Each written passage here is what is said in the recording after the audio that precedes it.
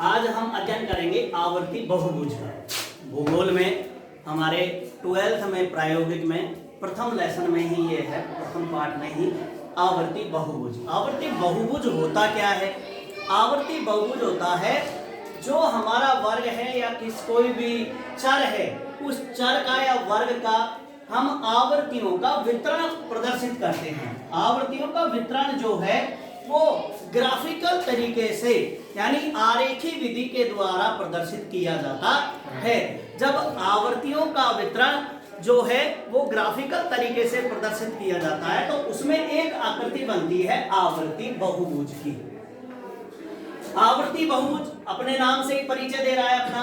आवर्ती, आवर्ती का अर्थ है फ्रीक्वेंसी। एफ, छोटा एफ से इसको प्रदर्शित किया जाता है। यहाँ आपको दिखाई दे रहा होगा छोटा एफ। आवर्ती अर्थात आवर्ती है। और बहुभुज का अर्थ है बहुत सारी भुजाएं, बहुत सारी भुजाओं के द्वारा प्रदर्शित किया जाता है। तो जब आंकड़ों को दो आरेख अर्थात दंड आरेख अर्थात बार डायग्राम हमारा और रेखा आरेख अर्थात लाइन डायग्राम के द्वारा, दोनों के द्वारा प्रदर्शित किया जाता है तो वो हमारा आवर्ती बहुभुज कहलाता है। वितरण जो है हमारा आवर्तियों का वो प्रदर्शित किया जाता है। अब इसमें वर्ग है। मान लो कि एक जो स्कूल है उसमें इतने विद्यार्थी है किसी विषय में और उनके 0 से लेके और 100 तक अंक आए हैं। यहाँ पर क्योंकि हमारी जो ये वर्ग है, ये वर्ग हमारा समावेशी वर्ग है, इसीलिए समावेशी वर्ग होने के कारण हम समावेशी अंकों के द्वारा ही लिख रहे हैं। यहाँ आप 0 से 10 भी लिख सकते हैं, ये 0 से 10 भी हो सकता है और ये 99 से और 100 भी हो सकता है। अपने आप में ही समाविष्ट है इसलिए। तो यहाँ जो हम बनाएंगे वो सबसे पहले दंड आरेख के द्वारा बनाएंगे। तो हमने एक x ले लिया, एक y ले लिया।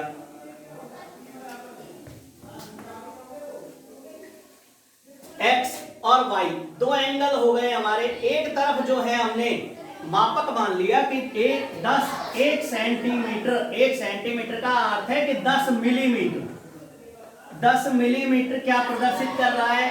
दो विद्यार्थियों को प्रदर्शित कर रहा है, अर्थात आधा जो सेंटीमीटर है वो एक विद्यार्थी को प्रदर्शित करता है।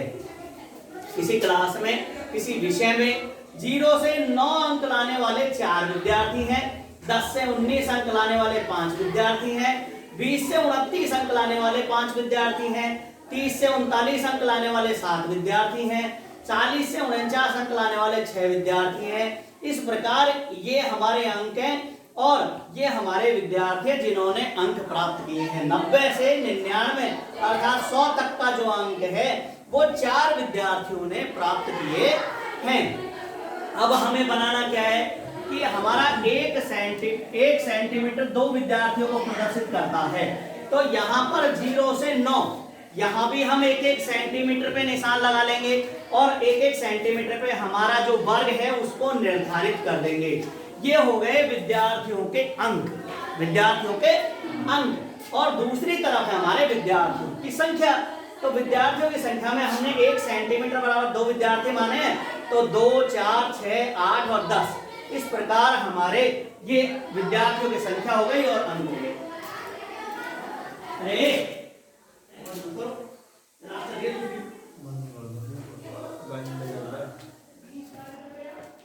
अब हमें सबसे पहले 0 से 9 तक 4 आवर्तियां हैं, तो 4 आवर्तियों तक वितरण प्रदर्शित करना है। तो 0 से जो हमारा ये है अर्थात 1 सेंटीमीटर और 2 सेंटीमीटर तक हमें क्या प्रदर्शित करना है? बार बनाना है। तो ये 1 सेंटीमीटर, आधा सेंटीमीटर इधर और आधा सेंटीमीटर इधर। इस प्रकार हम एक दंड बना लेंगे। ये हमारा अब 0 से जो हमारा 10 तक या 0 से 9 तक वर्ग है वो वर्ग हमारा कितना आएगा?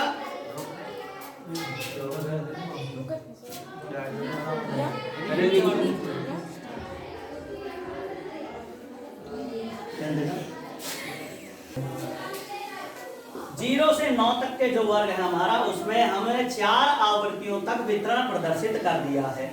अब हमारा आ जाता है 10 से 19। 10 से 19 वर्ग है, अर्थात 10 से 20 वर्ग में कितने आ रही हैं? 5। तो हमने ये यहाँ तक आ गया, 4 से ऊपर आधा सेंटीमीटर और ऊपर तक, यहाँ 5 है हमारा और ये 6 है, तो हमको आधा सेंटीमीटर ऊपर तक यहाँ से सीधा दंड खींचना है। इन दंडों की चौड़ाई बराबर होनी चाहिए, इन दंडों की चौड़ाई बराबर होनी चाहिए, तभी दंड आरेख या बार डायग्राम सही बनता है, वरना त्रुटि हो जाती है। फिर 20 से 29 तक 5 है, तो फिर 20 से 29 तक 5,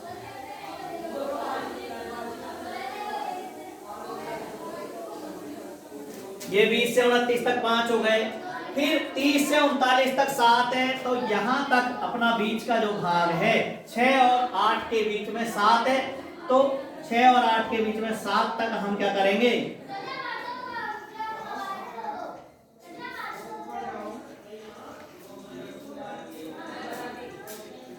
उनतालीस आ गया, 39 तक। 40 से 49 तक हम आवृत्तियों का वितरण देखें तो 6 है, तो 40 से जो हमारा यहां तक 6 तक है, तो 6 तक हम क्या करेंगे? वितरण प्रदर्शित कर देंगे।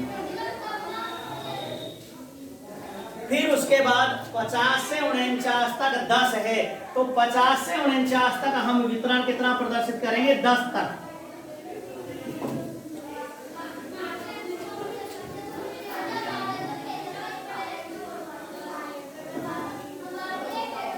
फिर आ जाता है हमारा 60 से 69 तक 8 वितरण है आवृत्तियों का, तो 8 वितरण तक प्रदर्शित करेंगे।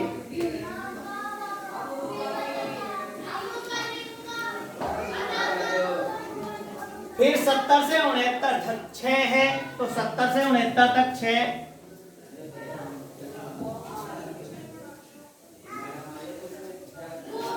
फिर 80 से 89 तक 5, तो 5 तक। फिर आ जाता है 90 से 99 तक 4, तो 4 है हमारे वहां तक, अर्थात 2 सेंटीमीटर तक हम ये खींचेंगे। अब इनका बीच का जो मिड पॉइंट है उस पे निशान लगाएंगे। मान लो आपने 1 सेंटीमीटर चौड़ा लगाया है, तो आधे सेंटीमीटर पे बढ़ेगा, तो बीच के भाग में हमने निशान लगा दिया। ये तो हमारा दंड आरेख है, बार डायग्राम जिसे हम कहते हैं।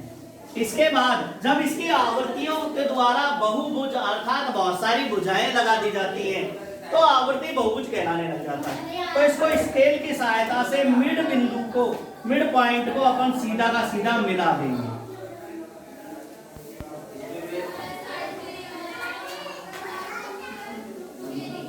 बिल्कुल सीधा मिलाना है, टेढ़ा बांका नहीं करना है, स्केल की सहायता से मिलाना है।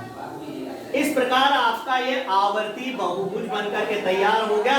हमने जो हमारा वर्ग था उसके आंकड़ों को, जो आवर्तियां हैं उनका वितरण हमने आरेख के माध्यम से क्या कर दिया? प्रदर्शित कर दिया। कौन सा आरेख? आवर्ती बहुभुज के माध्यम से।